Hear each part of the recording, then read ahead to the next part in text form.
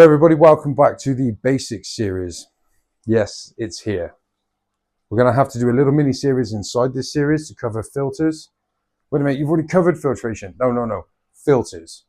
We've covered filtration, as in mechanical, biological, and chemical, what it can do for you, how it works. Now we're going to look at the actual apparatus, from sponge to sump. The pros, the cons, because you need to be able to understand what each of them can do for you so that you can make the right choice in which filter is best for you. And if you've got multiple tanks, it might be better to have different types of filtration on each one. So do you need one? Nope, we've already established that way back in this series. You don't need a filter. You don't need to buy into biological filtration, the ammonia cycle, the nitrogen cycle. You don't need any of that if you change enough water. So how does a filter make it easier? The same way that air pumps, the same way that heaters have made it easier for us to keep our fish. How does a filter make it easier for us? Well, when we look back at the biological filtration, the nitrogen cycle, ammonia cycle, we don't have to do as many water changes as we would have if we didn't have a cycled tank. And that is provided by the filter. A lot of people will say that the bacteria resides in the filter, and it does. But that's not the only place it is. I don't even believe it's in the filter in a higher population than anywhere else. If you take a flat square inch of glass and a flat square inch of plastic on the inside of a canister filter, until somebody shows me, and I don't mean shows me a write-up by somebody, they need to show me with a microscope that it is visibly noticeable that there is more bacteria inside that canister filter, because for me it doesn't make sense. And to understand why I think that, you need to understand what a filter does for you. Now, it doesn't matter whether it's air driven or whether it's impeller or propeller driven. All a filter is, and the way that it helps you keep fish, is it is a pump. That's all it is. It's just a pump. It moves water. And in doing that, creates oxygenation, gas exchange. And that oxygenation allows you to house more bacteria, so you can house more fish. Because if you don't have a filter, you can still keep fish in a glass box without doing crazy amounts of water changes, as long as the bacteria available is enough to support the amount of fish that you'll keep in the bioload you are presenting. In order to do that, you need to have enough oxygen. Now, without any surface movement, without a filter to move it around and break up the stratification of the layers of water in your tank, the oxygen exchange is not going to be huge. So that is all a filter does. When you strip it back, all it does is move water and oxygenate it. But it takes particles out. Yes, it can. But it doesn't have to. You can essentially filter an aquarium with just an air pump and an air stone. You don't need the actual sponge filter. You don't need the canister filter. You just need to provide enough oxygen for more bacteria to populate the tank than they could have without that oxygen. Are we all following that? But why run just an air stone when you can capitalize on how an air stone works, how an airlift pump works, and put a sponge around it? And that gives you a little bit of mechanical filtration. And it is only a little bit. Sponge filters do not do a huge amount of mechanical filtration. They tend to be quite finely poured. 50 ppI is quite common. So they will filter out fine particles, but they are not the most efficient mechanical filtration. They're okay at biological filtration. However, my stance is the oxygen that they are providing is more important than the surface area of the sponge. Because the surface area in that entire tank that you're looking at, including the first, say, centimetre of the gravel, the sand, all of the glass, the plants, the rocks, the extra sponges that are in there, I do believe that that houses more bacteria than that sponge. Or at least somewhere near to it. Now, is there a case that, yes, the fish maybe graze on the glass and they kill some of the bacteria off? Yeah, cool. And inside the sponge, they can't get to it. That can't happen. Sponge filters are great. Why do we like sponge filters? They're cheap. They're cheap to buy. Cheap to buy. Cheap to run. A large air pump will run 5-6 watts. A fluval canister filter, say a 307, that might run 20 watts. So it's a quarter of the power. It won't do the same mechanical filtration that a canister will. It's very limited in its modification. There's not a lot you can do. If you look at the sponge filter on the left-hand side, the little short stubby one, that's your classic sponge filter. It sits on the ground, it's got a weighted bottom, and the airline just goes into the top. There's not a lot you can do to modify that. They are provided, all of them, I believe, I've never seen one without, with a small tube that would attach to the top of that. What's that for? The lift tube. Well, with an air-driven pump, an airlift pump, the further the water travels, the stronger it is, to a certain extent. So that's what that does. It increases the draw through the sponge. So why haven't we got it there? This is a small pleco grow-out tank. Plecos like to get inside tubes. Sometimes they can't get back out. So we've minimized the risk by removing that. And we are then definitely relying more on the air that it's providing, the oxygenation, than the draw through the sponge. The one next to it, well, I prefer the little stick-on. Yeah, the suckers aren't great. After a while, you need to buy a new one. They're £1.50. That entire sponge filter. And it's great. Why? Because it's adjustable in so many different ways, and it's easier to clean than the one next to it. The one next to it, let's have a look. To clean this, we need to take the whole thing, take it out of the water. There's a little bit of slough off there, not too much. And then we need to disassemble it. So we need to take the top off, and then remove the sponge, go away and clean it, put it back together, and as always, the airlines come off, and then we put it back in. That's not too bad. No, it isn't. But this slides off, we take it away, we clean it, we bring it back, and we slide it back on. It's a lot easier than that if you're actually able to see it. It's also adjustable. So we can change how effective the height is and how much draw is coming through the filters. You can reposition the sponges. You can have them facing down. I really do like those. They're very cheap and they're cheap to run. But they're ugly.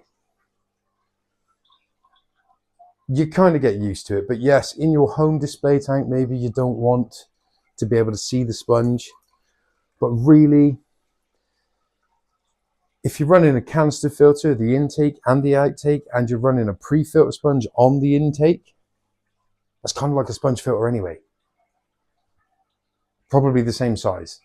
So you've probably actually got more equipment visible when you're running that sort of setup than just with a sponge filter. Yeah, you can hide them with decoration, woods, plants, that sort of stuff. It's not the end of the world.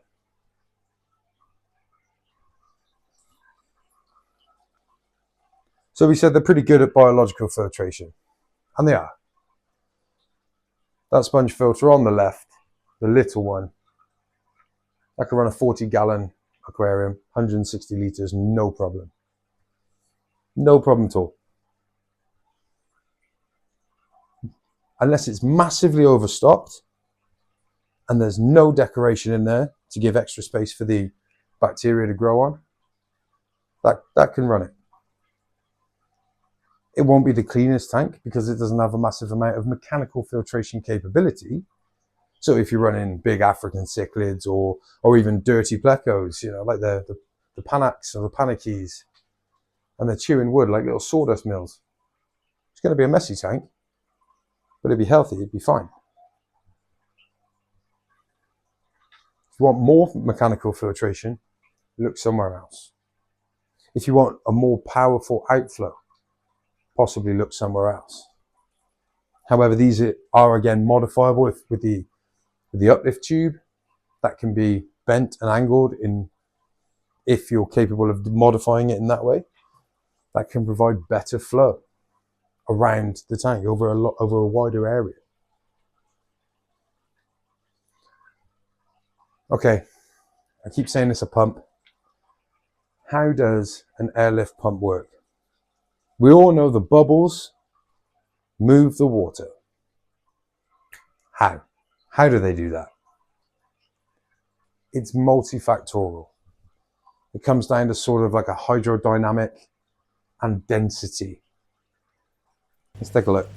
Okay, so here we go. What we've got here is a vial with just under 100 ml of water in it, and we have this little doohickey. Now this little doohickey is just the top of a 1 ml plastic pipette that I've cut off and sprayed black so it's easier for you to see. Right, we'll turn that to the side so we don't need to see the markings for this. When the doohickey is inserted, see it floats. Now this is because of the water's density. It is denser than the doohickey. Think of it like weight.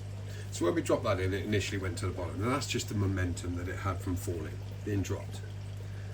Then the heavier water, the more dense water, has flowed around it, and that has resulted in this being lifted. Okay? So we can change the density of the water by adding bubbles. Now, I'm not pushing it down, but it falls. You'll see that.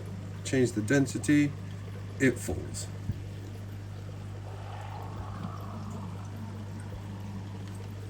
Very, very simple. Now without the bubbles, it floats again.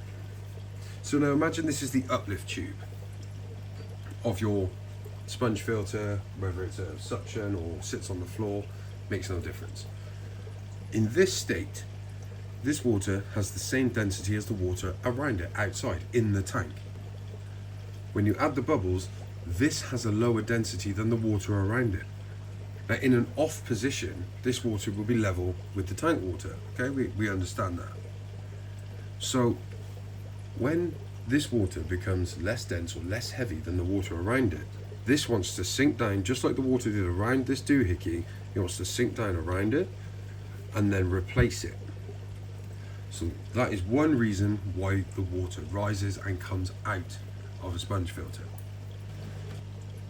Okay, another reason, and I've got to hold this in place, is that the air bubbles actually take up space, which naturally means the volume inside this is increased.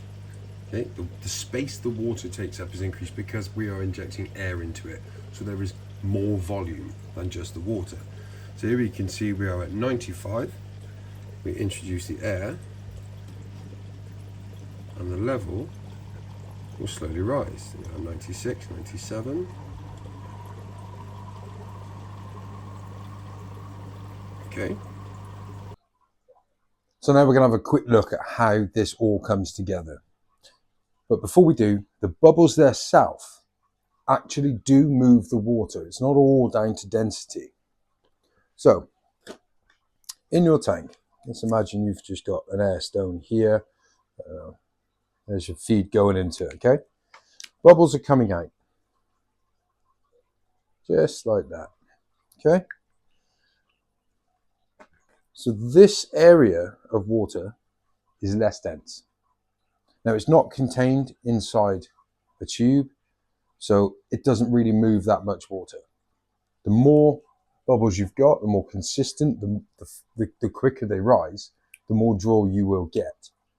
And where does it draw from? It draws from everywhere. In here, in here, in here, and it's all going that way. Now this water is more dense than this water, same as this water is, because there's no air bubbles in it. It hasn't been modified. Now a bubble moves water in the same sort of way you've probably seen how a vehicle acts in a wind tunnel. So if your bubble is moving in that direction, the water immediately in front of it is also moving in that direction. It's being pushed. But because it is more dense, it's heavier, if you like, it doesn't want to be pushed up. So it's sort of, oh, we're going to go like that. Right? This water here is more dense than that, and it's rushing in because the same way when a car or a lorry moves through air, when a bubble moves through water, it creates a high pressure area and a low pressure area. Pressures always want to equalize. So the more dense water rushes in to fill the low pressure area, which then creates this movement. You then have another bubble coming along, which is going in that direction, pushing this water ahead. This water that's moved in is also now going to get pushed up, and it continues. It just happens over and over and over again. So this is our stick-on sponge filter.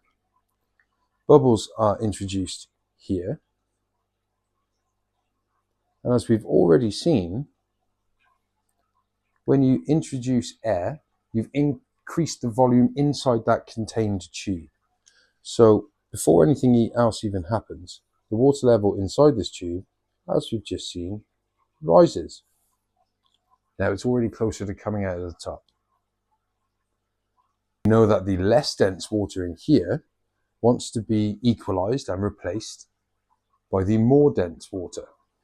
Where is the more dense water? It's here.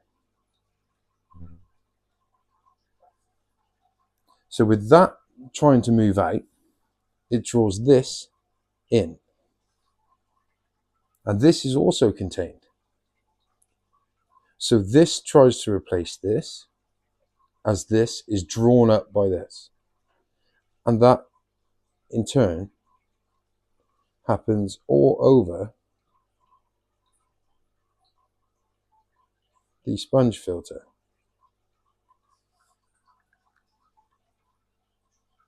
It's a combination of density, high and low pressure, and also momentum. When something starts moving, it's easier to keep it moving. And eventually, there'll be enough water flowing in that this will rise and then come back out. So I hope that makes a bit of sense. You've seen it when we introduce air to contained water, the density changes, the level rises, and when it's continued, momentum takes an effect. And that is how an air pump works. Not the actual pump for the air, but an airlift pump.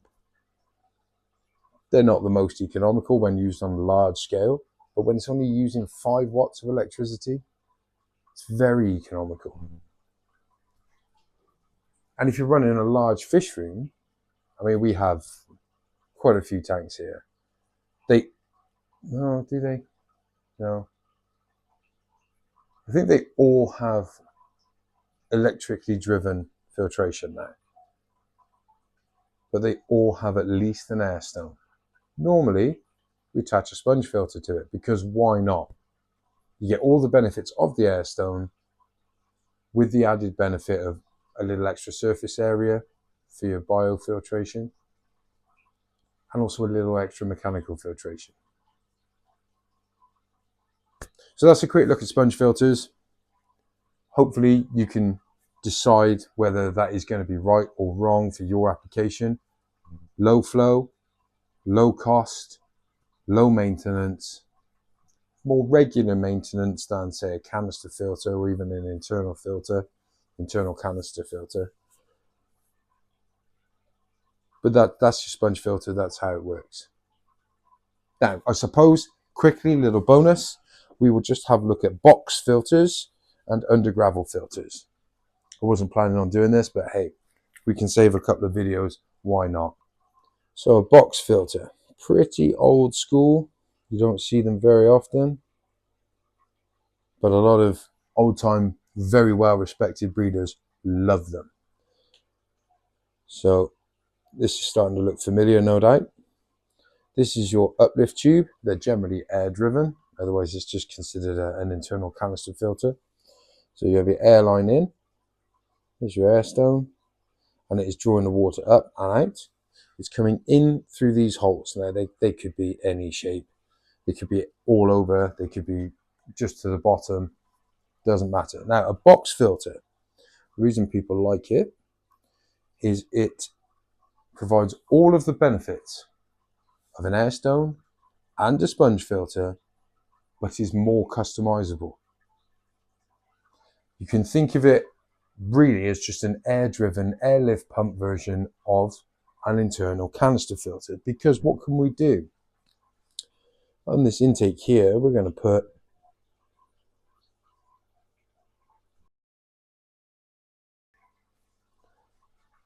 and then once the water's gone through that, we're going to put, and then once the water's gone through that, we're going to start adding some ceramic rings, which everybody loves. But the longer you're in the hobby, the more you realize they don't actually mean that much. So there we are. We've increased our surface area. Provided these sponges are doing their job, the increased surface area of the bio rings is now available to us. So it's a sponge filter with more biological capability. Okay, works in exactly the same way. Water's drawn in, goes through all of this, and then exits. Exactly the same. It is more customizable. Maybe we don't want this because we don't need that. But what we are going to do instead is add some chemical filtration.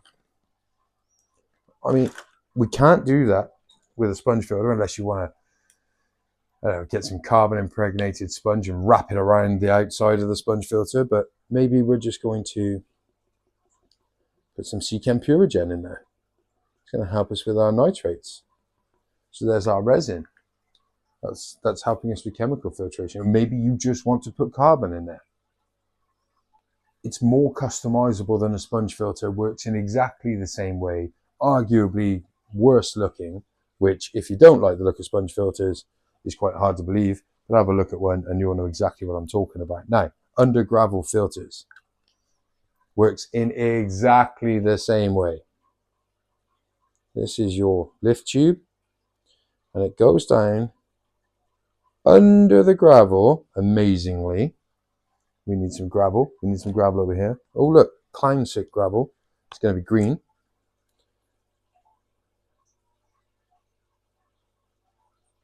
You get the idea. It's all the way along, right? So what happens now? This is even more basic. There's no sponge involved. There's no biological media involved like ceramic rings. But it's brilliant. It's a pain to clean because to actually clean it, you got to strip the tank down in a lot of cases. But the way this works, you have your air stone, your line coming in, your bubbles. Now in this situation, like we saw in the amazing artistic drawing earlier, this is a low pressure area. This is low density. This underneath the air stone is high density. It wants to replace that to equalize at the water level. But it has to come through here. So this actually uses your substrate. Sand is not an option because it will fall through the cracks and block the whole thing up. But it uses your substrate, your gravel substrate, as the sponge. So a big piece of turd comes along and gets stuck there. And then another one comes along and gets stuck there. So it offers very good mechanical filtration. A bigger surface area, arguably. You can have them cover the entire floor of your 4 foot by 2 foot by 2 foot tank if you want. Or you can have it cover 6 square inches. You don't see them very often because I think they're just regarded as old school. It's no good. Technology must be better. The new stuff has to be better than yesterday. Truth is, they work fantastically. They're very low cost. Getting them to you maybe from Amazon in one piece is going to be a little bit more difficult because they're bigger, they're bulkier, they're more likely to be broken. But they're a pain in the backside to clean. And I think that is the real reason why you just don't see them. It's less obtrusive. Obtrusive? Is that the word? Intrusive? Maybe intrusive. There's less to see in the tank because all this will be covered in substrate. You will only see the lift tube. So you can see how just with these 3 main air-driven systems, they're massively different on what they give you, what they provide you. And hopefully now you can decide if any of those are right for you. I need to go and crack on with some more maintenance. This has been the start of filters, and I'll see you in the next one where we're going to be tackling the least popular form of filtration here in the intelligent UK. That's right, hang-on backs and why they suck.